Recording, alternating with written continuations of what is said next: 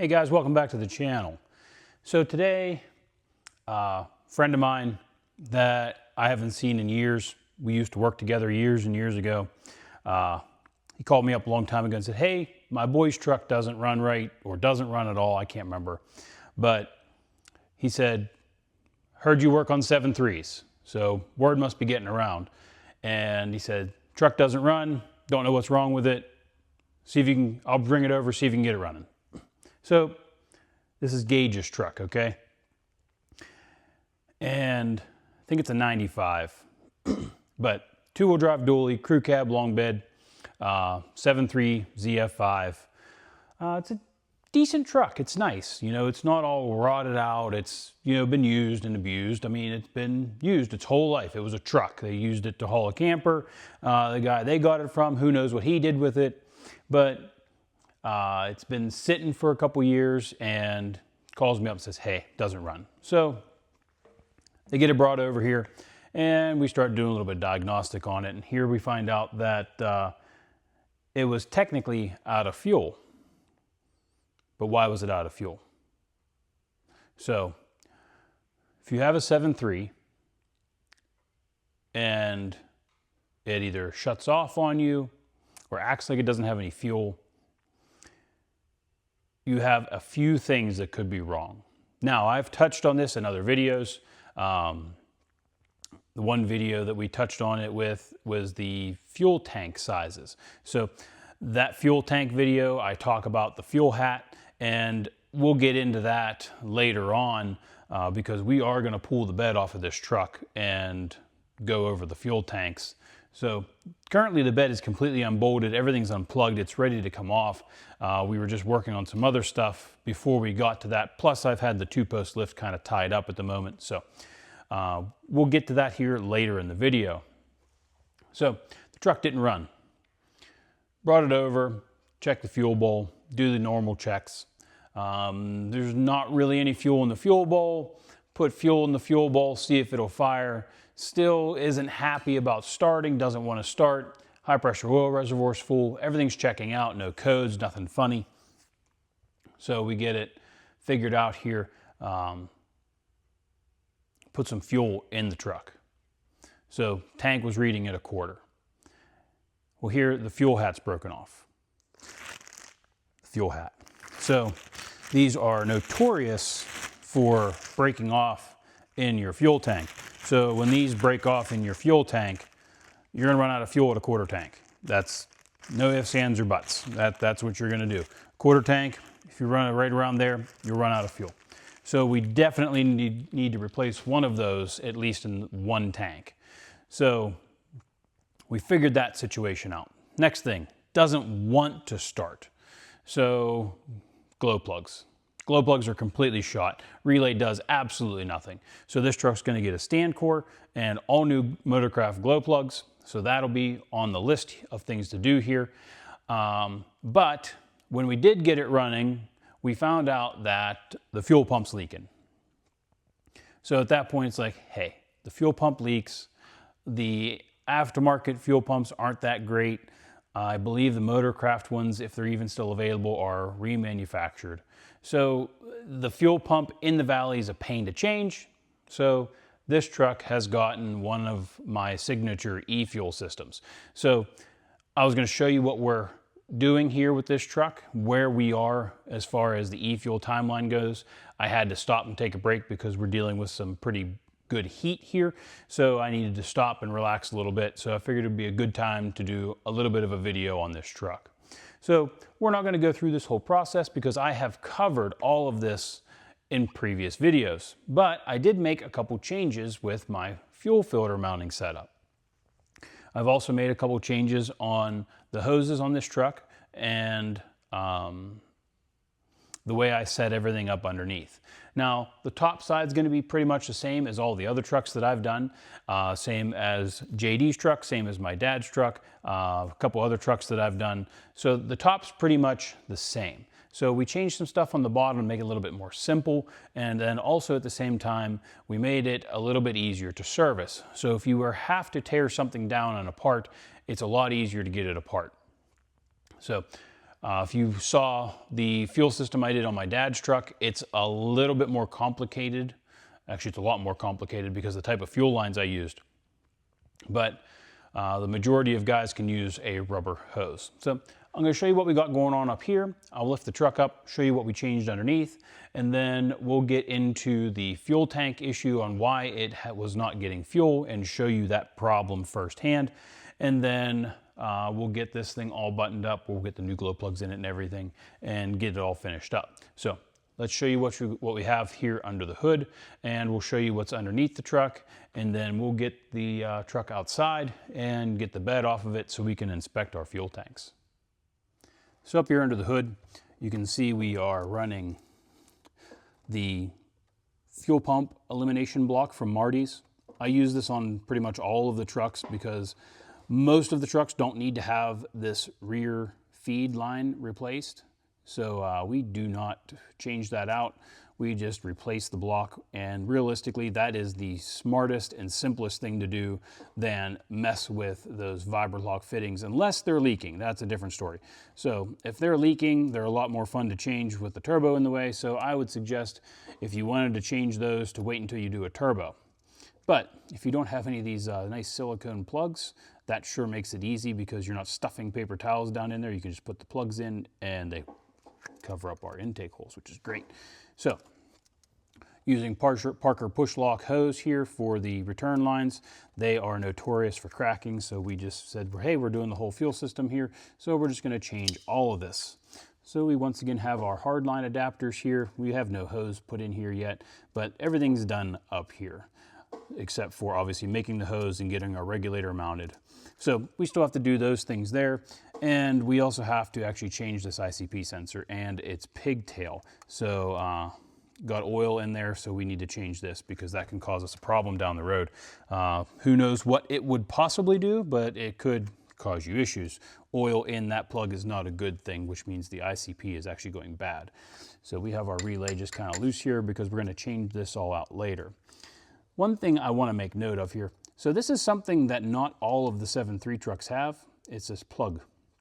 So I do believe this is on 95s, and I'm pretty sure that this truck is a 95, but most of the trucks don't have this connection for the glow plug relay. This is super handy to have because if you have a glow plug issue and you need to use ether or starting fluid or something like that to get this truck started, you can actually come up here and unplug the actual glow plug relay instead of trying to take off the actual terminals. So this is a nice feature that they got rid of in later trucks, which I don't know why they did that.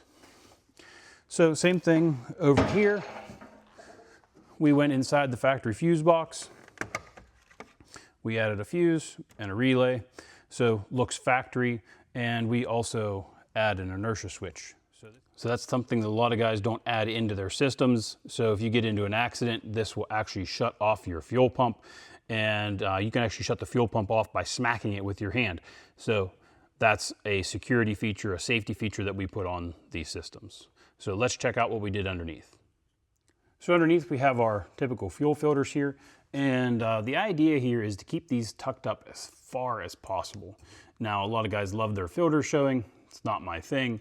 So if he wanted to make these even shorter, you can buy a short set of filters like this. Now these obviously aren't doing anything just yet because nothing is hooked up here. So we have a mount here. You can see it in the back. Mounts to the cross member, mounts onto our filters here. We just have adapters, and we are using a high quality Aeroquip reinforced line. So this hose is socketless, so we don't need hose clamps on it, which is nice. And then all of our fittings are swivel fittings. So if this ever has to come off, this is much easier to do. So we do the adapters on the fittings here, or on the filter heads to neck down to -6. And then we have our pump over here. So we have our pump over here, and it mounts up into the cross member, which is easily serviced, so we can pull this out. We have a little Allen there to hold this. And we have a quick connect over here. I know it's a little bit hard to see, but this all runs back and around. So we also have a connector here, weatherproof will not cause us any problems. So we can actually unplug and remove the pump easily, and then you can change this pigtail on the pump here. So that is what we are shooting for here, is just ease of use. So we have an easy way to get to these filters. They are easily changed, and if you ever have to pull this whole unit out, you can pull this whole unit out. And then we have our hoses here. So this one's non-terminated. It'll run over to our feed line. And then this guy here, so this will run back to our selector. So this will pick the selector up, and this will be our feed in, and then this will be our feed out for the whole system. So this will be a very simple setup. It's easy to use, easy to maintain. This hose has a 3-inch bend radius, so I really like using this hose over anything. But you can use a Parker Push-lok hose, which is what we used in the return lines, and it'll work just fine down here. But I like this stuff. It's a little bit more durable. It's a lot stiffer. It's harder. It takes a little bit more abrasion. But this is what we did different under here. We did the setup a lot different. It's easier. It goes in faster, and there's no nuts, so to speak. Everything is bolted, tapped, and we don't have to do any nut and bolt. You literally just bolt it in, which is great. You just have to drill, I think, 3 holes to do all this. So we're gonna go ahead and finish setting this fuel system up. Now, like I said, we're not gonna video all that because it's been done already on the channel here, so you can check out the other videos. But I wanted to cover what we did differently on this truck, which is basically these filters here. So we're gonna go ahead and finish up what we got going on top of the engine there and get our glow plugs and everything done. And then we'll go ahead and we'll head outside and get this bed off of this truck so that we can see what's going on in these fuel tanks. So one thing I forgot to mention here is the IPR harness. So this is the fuel bowl harness. Okay, so that's all of this. What we do is we actually take the wires out. So we de-pin these, so to speak. So we actually take them out. Okay. Now, most guys just cut them off at the plug here, but if they do take them out, the one thing that they neglect to do is put the plugs in. So these are plugs that go inside the terminal areas. So what that does is it keeps any dirt, moisture, oil out of this plug, okay, because it can enter through the back. So whenever I tear down an IPR harness, what I do is I take the pins out of the plug and I put the stopper plugs in to keep any material, oil, fluids, anything out of there. So that is the actual plugs for these plugs. And this is something that makes our kit a little bit different than anybody else's kit also. So this is the factory harness. It plugs right back in. You don't have this big loom of bundle of wires, and you don't also have cut off wires, and you don't have open areas in the plug to let corrosion or anything else like that in, or contaminants. So the seal on this IPR plug is a little bit warm, a little bit melty, but it looks to be doing its job, and the wires are still in good shape for now. But if this plug was bad, we would end up replacing this plug as well. So we are going to go ahead and start getting the rest of this stuff installed, and we can get moving forward here. So we got Gage's fuel system wrapped up, and we had to come out and figure out what was going on with these fuel tanks. So I had previously unbolted the bed and had everything disconnected so that we could lift this off of here and really see what's going on under this bed, because we don't know, what it looks like under here. We know the bed's going to need to be replaced eventually, so we're going to take this opportunity to put some newer aftermarket bed bolts in that use the clips and make life easier when they go to change this bed. But we knew we were running out of fuel at 1/4 of a tank in this rear tank. So I decided, okay, well, if the rear one's broken off, the front one's probably broken off too. So instead of trying to drop both tanks, dealing with that ordeal, it was actually easier to pull the bed and actually more cost effective for everybody all around. So we got the bed off of here, as you can see, and I'm going to show you what we found. So you can see we have the rear sending unit out and the front sending unit out, and they're both sitting back here. So this is our rear one here, you can see that there's no fuel pickup, and the front one here underneath it has no fuel pickup either. So if he was driving down the road, said, hey, I got a quarter of a tank, you know, we'll switch over to the other one, you know, switches over to the front one, tries to run it down. Okay, well, now that one's going to run out of a quarter tank. This one's going to run out of a quarter tank, and you're going to be stranded because you thought you had fuel. So these fuel pickups are very important for these trucks. I looked inside this rear tank, and all I could find was the short piece here that would slide on. Not real sure what happened to the rest of it. I'm not going to go fishing around in that tank forever looking for it, but I did not see it in there. I'm sure they're going to have to replace this tank at some point. It's starting to show some age, and probably the front tank too at some point. And at that point, that's when you can really worry about those big fuel sending pieces, because they're not going to cause you any problems. So that's what we're running into here. And the old rings were rotted. You can see this one's actually rusting through. So those will be getting replaced, and then we'll be replacing our new seals here. So once we get our pickups out here, we'll get the pickups put on, and we're going to make sure that we have a nice clean area here. I spent a little bit of time scraping all of the garbage out of there to make sure that none of it fell in the tank. So we're going to go ahead and get this all put back together here, and hopefully not have any more issues with running out of a quarter of a tank. So we got some seals here and some used lock rings. Since I have a feeling they're probably going to be replacing these tanks, there's no point in putting new ones on, so I have these nice used ones. I saved these off of good tanks that come in trucks that the tanks are either junk or they replace the rings, because they're definitely a lot better than these. So with the condition that these were in, we had to clean up the lips. Top. Now this rear one didn't come super clean, but we had to clean the bottom here. You can still see that there's a staining here, so that won't come off, but we cleaned all the rust off of these to make sure that they would seal properly, and we don't have any ledges here for the new lock ring to sit. And we did the same thing to the front tank. The front tank ended up cleaning out a lot better. So I still need to sweep out the area in the tank there, but these little guys go on here like this. They just slide on. So when you get these, they come with this screen inside. You want to make sure that this screen is not popping out, because I've seen where they pop out. Not a big deal. Now this should go about that deep, so we need to make sure we get it up that far. So this will actually push on the tank, which is why they're kind of like flexible. So these will push onto the bottom of the tank to make sure that it sucks from the bottom of the tank. That's the whole purpose of these. And we only use Ford ones. So we will use those until they are no longer available, which hopefully is not very near. But same thing here. We get this front one put on here, push it all the way on. Now this is your bypass. So this bypass can also disappear on you. So whenever you are dealing with a gelled fuel scenario, this will usually pick up fuel away from the bottom of the tank.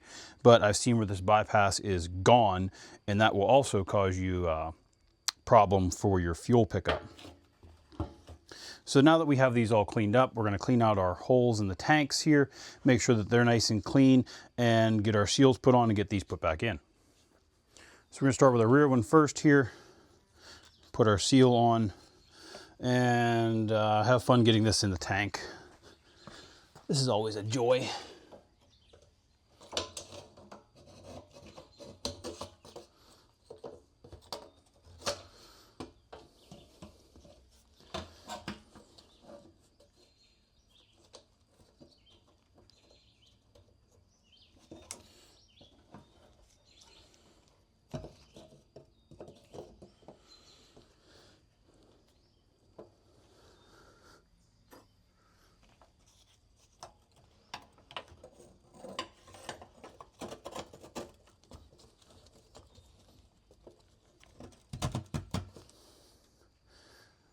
Okay, so we got this one started here.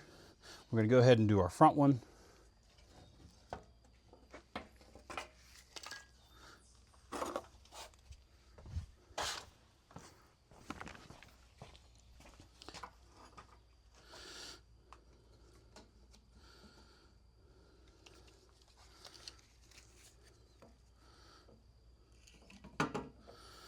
All right, let's see if I can remember this trick.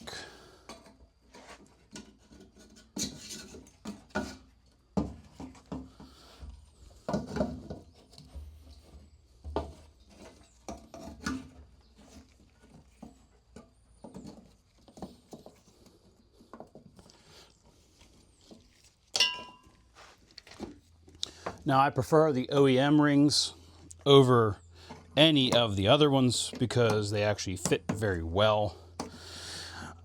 So that's another reason I use the OEM ones instead of the aftermarket that you can buy. So I have a bag of O-rings in the garage area that I use. So now that we've done that and put all new rings and lock rings on there, we'll go ahead and put our wiring back in its proper location here.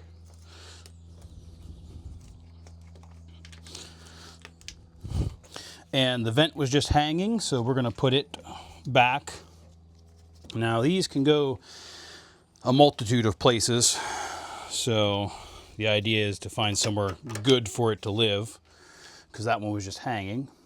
And now we can go ahead and put our rear lock ring on, hook all that up, and go ahead and get this thing ready to set the bed back down.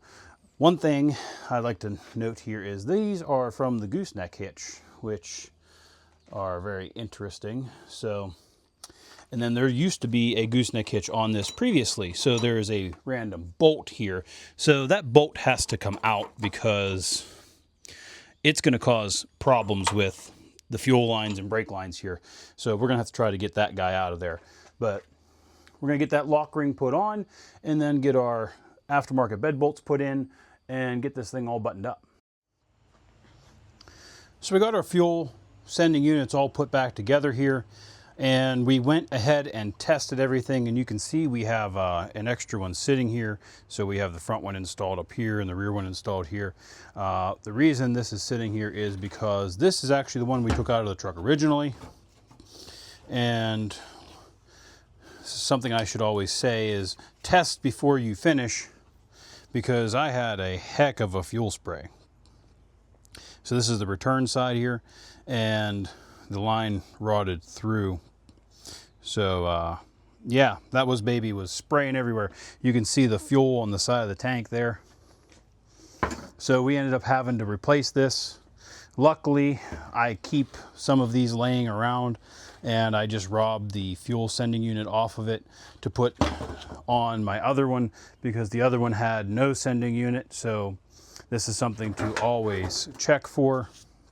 So, you know, I did not foresee that happening today. The sending unit's a little bit rough, a little bit crusty, but I didn't expect it to be that bad. Something else that we noticed here is this guy. So you notice this is nice and shiny, okay? Well, when we pulled the bed, obviously, to do our fuel tanks here, but I found a crack here, and it was thin here, and actually on the other side, on the front side, you could see through here. And when I went to take this off, the impact on this bolt here actually twisted the whole bottom of the shackle off. So I have a video, so I'll interject that for you. But yeah, we ended up not being able to reuse the old shackle because we couldn't get the bolt out of it. And this is a Dorman set here, so we use the Dorman, which comes with bolts and new leaf spring bolts and everything. So when you're doing this, make sure you put your bolts in the proper way here, which is this way, because otherwise it'll hit when you cycle the suspension here. And then make sure you put weight on this before you tighten it all up. But this was a problem that we didn't know we had until, you know, we started really looking at it. So taking the bed off helped us find that problem. So these are little things that we ran into with Gage's truck here, and the frame looks pretty good. The overloads here in the front corner up there, that's going to give us a problem at some point here.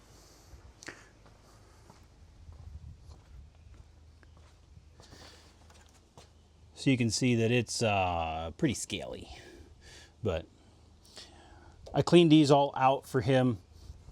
Those are dirt traps, and this is what they do. They rot And if you followed Project Farm Use at all, this is basically how his started. So I'm going to inform him that he needs to do something with this relatively soon before he does a whole lot of towing with this.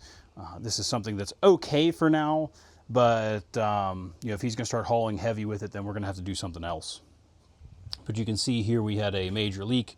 It was spraying on the exhaust, spraying on the drive shaft. It was making a mess. And yeah, it made a pretty big mess because I actually turned the key on and was looking at the back tank, and I didn't notice this tank right away, and it was pumping some fuel. So we got Gage's truck all back together here. So now the only thing we have left to do is we have to go ahead and put our new bolts in. So our bolts are all hanging here, and we're just going to go ahead and drop the bed back down and get it bolted down.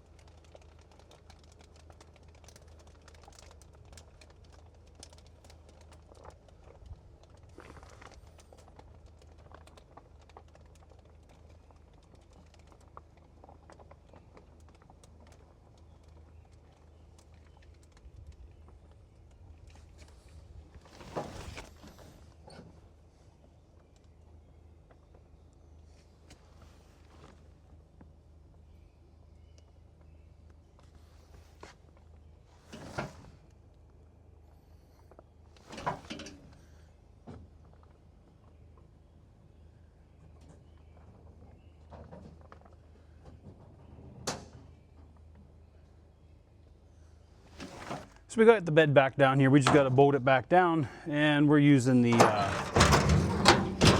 bolts through the top here like everybody should.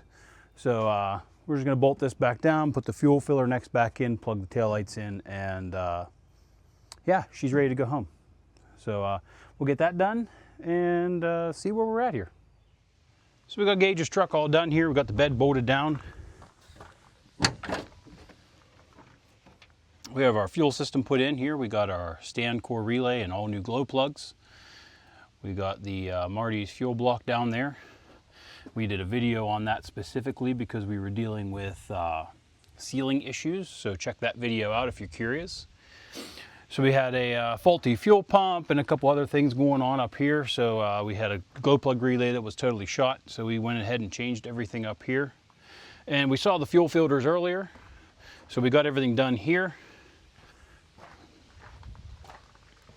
And we have our new bed bolts in back here. So much easier. We have that old gooseneck hitch, which is no longer being used. That's nice, ain't it? So they're going to be changing this bed eventually. I think they're going to get some fifth wheel rails to put in here and do some hauling with this truck. But we've got it all complete here, and they're actually on their way now to come pick it up. So hopefully we don't have any issues with this truck, and it all goes well for them. I'm sure it'll be back for something. It's an old 7.3. So hopefully you guys enjoyed this little short video, short, on Gage's truck here. We didn't do a full series on this because it was just a bunch of little stuff that we've covered already, but just reassuring some changes with the fuel system and some things we ran into, and yeah, pretty much typical 7.3 stuff. So hopefully this will help you when you start diving into your truck, realizing maybe you know, you might have further issues than what you visually see. So thanks for watching, guys. I hope you enjoyed this video. I hope you enjoyed the plethora of things we did to this truck that was almost all fuel system related. And this truck should run for a good long time now, so we shouldn't have any issues with what we did here. So thanks for watching. Catch you on the next one.